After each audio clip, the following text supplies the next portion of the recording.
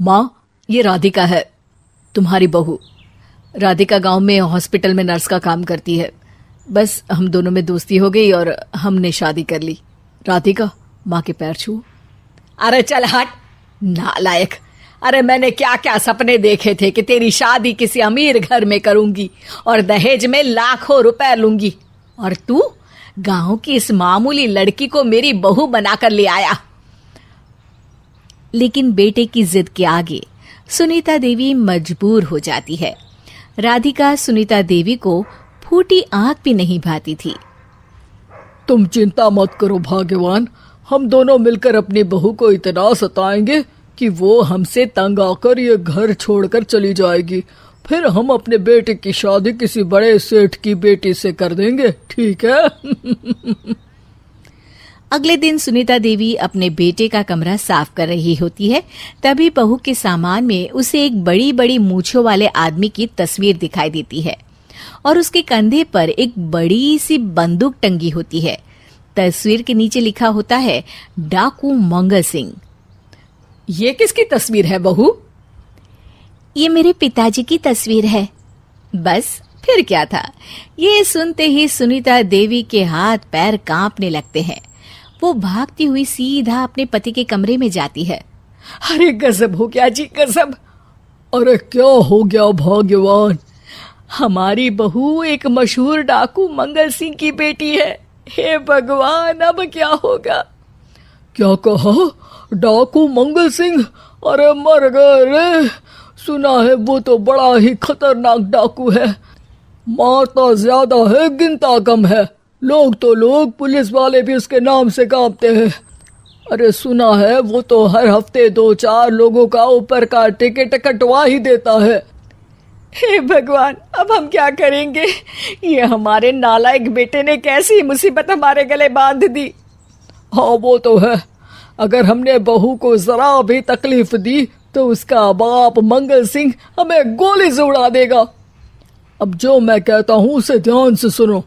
तुम बहू से बिल्कुल घर के काम मत करवाना, और ध्यान रहे उसे किसी प्रकार की तकलीफ नहीं होनी चाहिए, समझ गई ना? और ऐसा ही होता है। अगले दिन सुनीता देवी रसोई में खाना बना रही होती है कि तभी, ये क्या माँ जी, मेरे रहते आप खाना बना रही हैं? चलिए हटिए, मैं खाना बना देती हूँ। अरे नहीं नहीं बहू, तू यहाँ क्यों आ गई? जा, तू अपने कमरे में जाकर आराम कर, मैं खाना बना लूंगी। सुनीता देवी जिद करके राधिका को भेज देती है। फिर एक दिन, अरे फर्श पर कितनी धूल जमी है, माँ जी देखेंगी तो नाराज हो जाएंगी, मैं अभी यहाँ पोछा लगा देती हूँ। राधिका जैसे ही पोछा लगाने लगती है कि तभी उसके ससुर की नजर उस पर पड़ती है। बंसीलाल भागता हुआ वहां आता है। अरे नहीं नहीं बहू, तुम ये क्या गजब कर रही हो? बहू तो बेटी समान होती है और हम ना अपनी बेटियों से काम नहीं करवाते। तुम आराम से बैठकर यूट्यूब पर किड लॉजिक चैनल की सास बहू की कहानियां देखो। वो लोग ना बहुत अच्छी अच्छी कहानियां बनाते हैं। सच? आप देखते हैं? अरे मैं तो रोज देखता हूँ। शहर की बहू तो मेरी फेवरेट कहानी है। हाँ, ये कहकर बंसीलाल पोछा लगाने लगता है। इस तरह राधिका के सास ससुर सारा दिन उसकी खुशामद में लगे रहते हैं और उसे किसी महारानी की तरह रखते थे। कैसा लगा बहू? पिज्जा टेस्टी तो है ना? अच्छा, मीठे में क्या खाओगी बोलो तो? माँ जी, मुझे तो काजू कतली बहुत पसंद है और उसके बाद 1 गिलास लस्सी मिल जाए तो मजा आ जाएगा।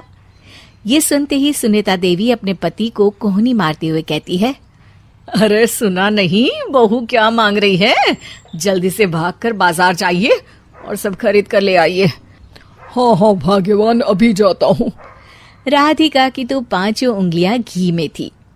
वो तो अपने ससुराल में मजे कर रही थी। दूसरी तरफ राधिका की सास उसके लिए कभी नई साड़ी खरीद लाती तो कभी उसके लिए नए गहने बनवा देती। फिर एक दिन डाकू मंगल सिंह अपनी बेटी राधिका से मिलने अपने आदमियों के साथ आता है। उन सबको देखते ही राधिका के सास ससुर डर के मारे कांपने लगते हैं। मर गया रे।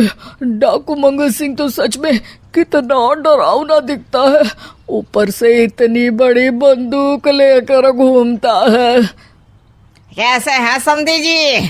क्या हुआ? आप इतना घबरा क्यों रहे हैं? और आपको इतना पसीना क्यों आ रहा है? आपकी तबीयत तो ठीक है ना? जी अभी तक तो ठीक है, पर लगता है बहुत जल्द खराब होने वाली है। क्या कहा आपने? जी कुछ नहीं, बताइए बताइए कैसे आना हुआ। दरअसल आज आपके शहर में हमारी नाटंकी मंडली का प्रोग्राम है, तो इसी बहाने सोचा बेटी का ससुराल भी देखता चलूं। ये सुनते ही राधिका के सास ससुर हैरान हो जाते हैं। क्या कहा? आप नौटंकी में काम करते हैं? हाँ माँ जी, पिताजी डाकू की एक्टिंग बहुत अच्छी करते हैं, उन्हें तो कई अवार्ड भी मिल चुके हैं। और ये बंदूक, ये तो असली लगती है। तभी राधिका के पिताजी अपनी नकली मूंछ निकालते हुए कहते हैं, इस मूंछ की तरह यह बंदूक भी नकली है। ये तो छर्रे वाली बंदूक है, इससे तो मैंने आज तक चिड़िया भी नहीं मारी। और खोदा पहाड़ और निकला चूहा। इसका बाप तो मामूली नौटंकी वाला निकला, और हम इससे डर कर बहू की नौकरों की तरह सेवा कर रहे थे। आपने सही कहा जी, इसके पीछे मेरे कितने पैसे खर्च हो गए, और काम कर करके मेरी तो कमर टूट गई सो अलग। अरे बहू, तूने अपने पिताजी के बारे में हमें पहले क्यों नहीं बताया? राधिका मुस्कुराते हुए कहती है, आपने तो कभी पूछा ही नहीं ना माँ जी।